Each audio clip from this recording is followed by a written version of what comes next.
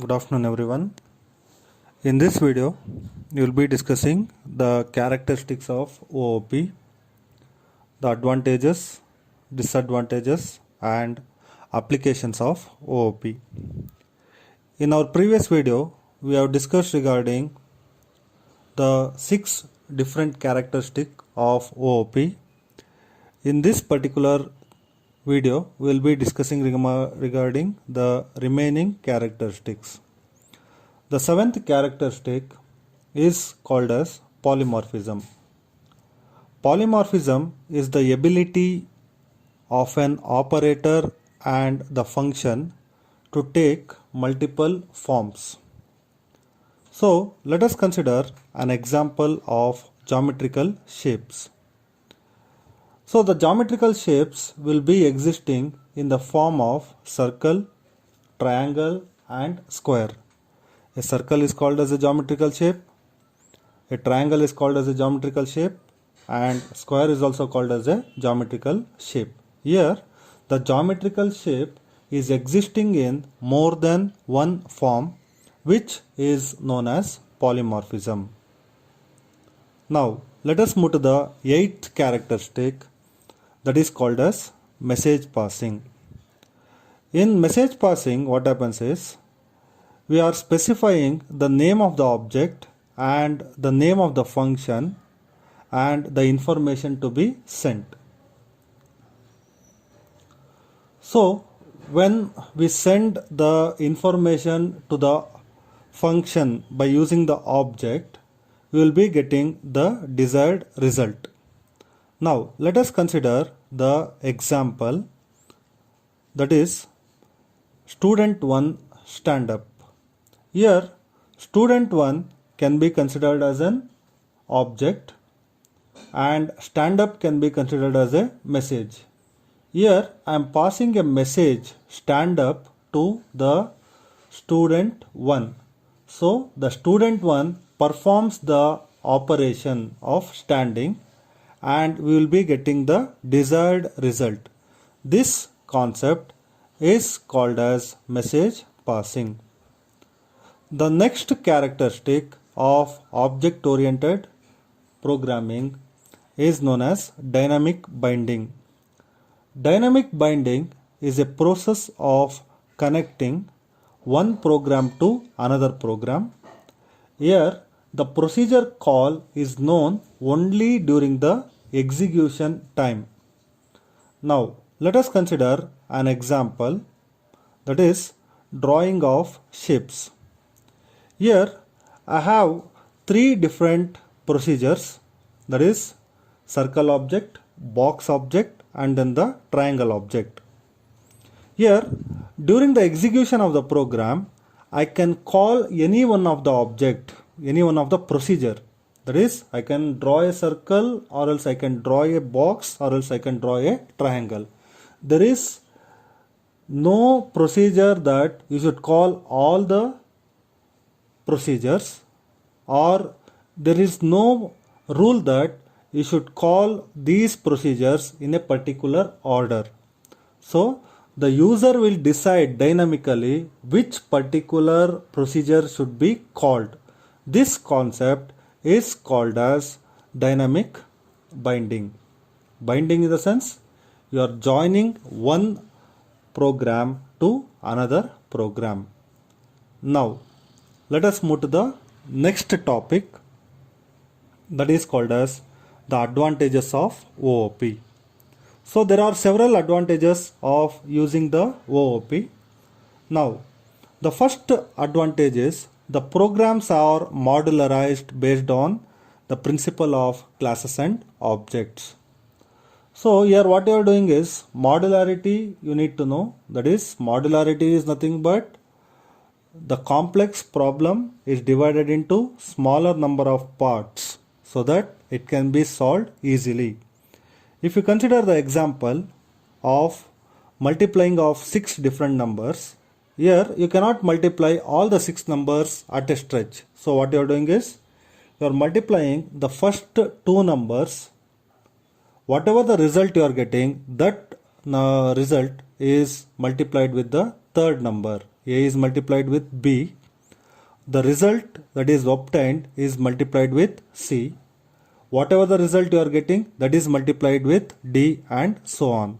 This concept is called as modularity. Modularity will permit the user to divide the complex problems into smaller number of parts. The next advantage is linking of the code and the objects allows the objects to share common code, and it permits code reusability. Code reusability in the sense we are not developing a new code. Instead of developing the new code, what you are doing is you are using the already existing code. Now let us consider the example sum is equal to a plus b. This can be considered as a formula to add two different numbers. Suppose you want to find the sum of three numbers. What you will do is you will go to the next formula, that is sum is equal to a plus b plus c. Here what I am doing is I am just adding plus c, that is I am using the already existing code and I am making some modifications. This concept is called as code reusability. The third advantage is the concept of the data encapsulation. So the data encapsulation, what it does is it provides the security. Security in the sense only the authorized users are permitted to access the data. Now let us consider the example. You want to enter a particular office. All the people are not permitted to enter into the office. Suppose you want to enter into the office, you should be having a valid ID. Whenever you are not having a valid ID card, then you will not be permitted to enter into the office. That is nothing but the security. That is only the authorized people are permitted to enter into the office, or else authorized people are permitted to access the data that is present in the class. The next concept, it is the complexity of developing the software. So the creation and the implementation of OOP code is easy and it reduces the software development time. So whenever you are using the OOP concept, what happens is we will be using the concept of inheritance most of the times. So what it does is it will permit the user to already existing code can be used to develop the new code. So it will reduce the time of developing the software. So I have given you the example, that is sum is equal to a plus b and sum is equal to a plus b plus c. The next concept is, the next advantage is OOP can communicate through message passing, which takes interface description with outside the system is very simple. That is, we will be calling the function by making use of the object. So communication between the procedures is easier. Now let us consider the example. There are some 4 different functions that are available in the calculator, like addition, subtraction, multiplication and division.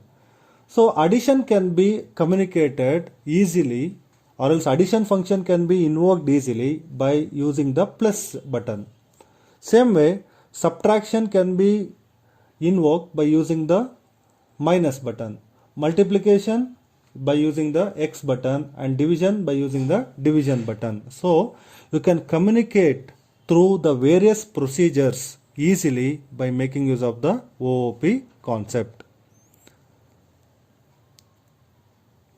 The next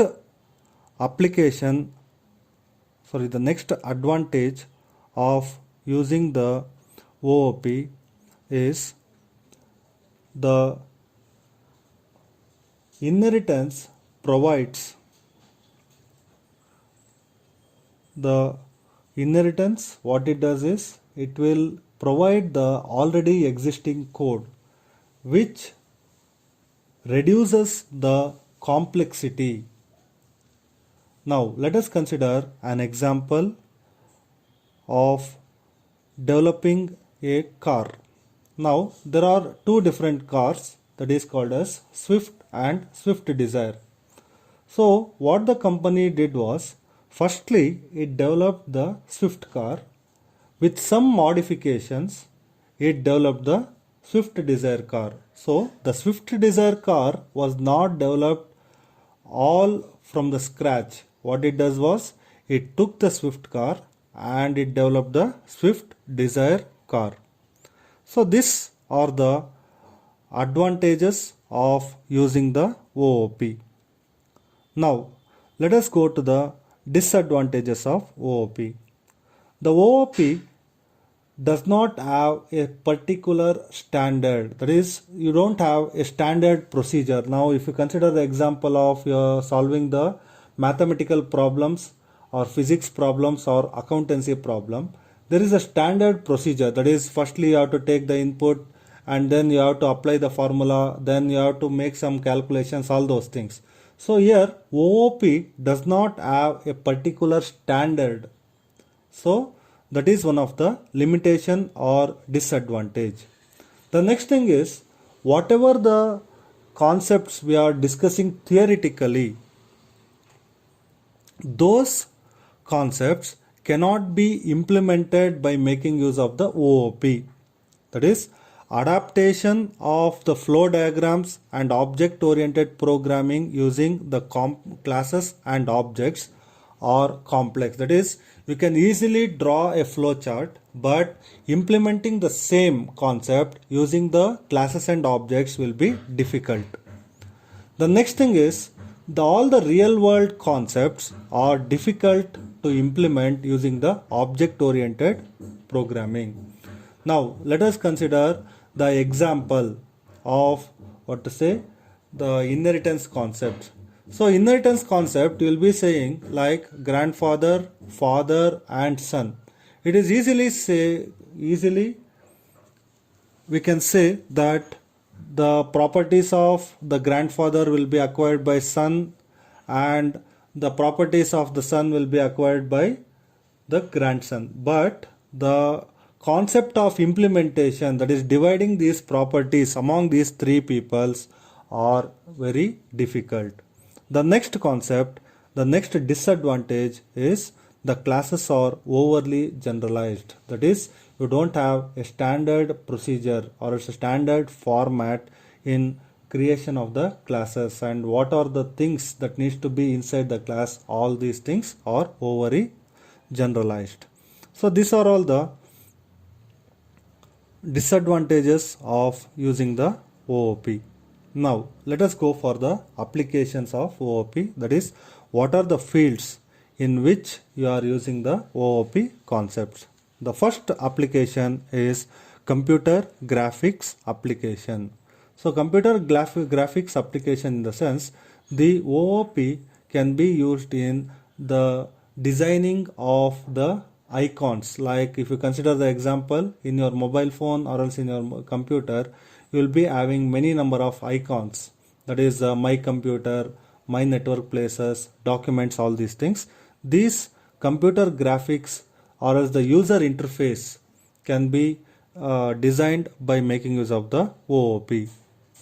The next thing is CAD and CAM software. CAD and CAM, in the sense, these are all the two different softwares that are used for designing of vehicles or some structures. So whenever you want to design a car or else a particular vehicle, you cannot directly design it. You will be using a particular software like CAD and CAM to design these vehicles. The next thing is object oriented database. Object oriented database, in the sense, So database is nothing but the collection of the data, like your attendance registers. So the data, that is your attendance register, will be having the details of the students that is present in a particular class. So this database can be created by making use of the object oriented concepts. The next application is user interface design, such as Windows. As I've told you, you'll be having certain icons on your computers or else in your mobiles. When you click on that, a particular application will be launched. So these things can be designed by making use of the object oriented concepts. The next thing is real-time systems. Real-time systems in the sense, suppose you want some real-time data. That is, if you consider the example of some of the metropolitan cities like Bangalore. So what it does is, there will be at the signals, you will be having some LED boards which will be counting the number of vehicles that is passing through that. That is, so these are all the real time data. Or else if you go for the share values, the share values keeps on increasing and decreasing every minute or else every hour. So all these data needs to be recorded. Those systems can be designed by making use of the real OOP. The next concept, it is called as simulation and modeling. Simulation in the sense, you are creating an artificial environment to check the capability or working of a particular object or else a system or else a device. So what you are doing is, let us consider an example. You want to train an astronaut. So the astronaut will be trained with the environment features of the moon. So you cannot directly take an astronaut and place it in the moon. So what you are doing is, you are creating the artificial environment where you are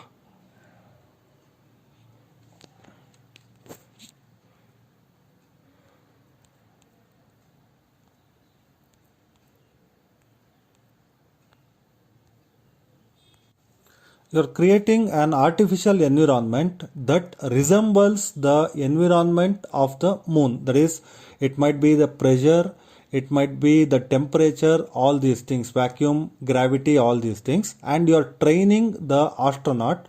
So this concept can be implemented by making use of the OOP. The last application of the OOP concept is the artificial intelligence and expert system. Artificial intelligence in the sense, the systems will read the activity of the user and it will interact based on the activity or else based on the previous history. Suppose if you consider the example, if you are typing some messages, okay, so the actual spelling of what is WHAT. Some people will be using WAT or else some people will be using WT. If you are using WAT frequently, when you type the first alphabet that is called as W, what happens is automatically your mobile will show the spelling or else the word that is called as WAT. So your mobile is learning your activities and it is responding to your inputs. This particular concept, it is called as the artificial intelligence or else the expert systems.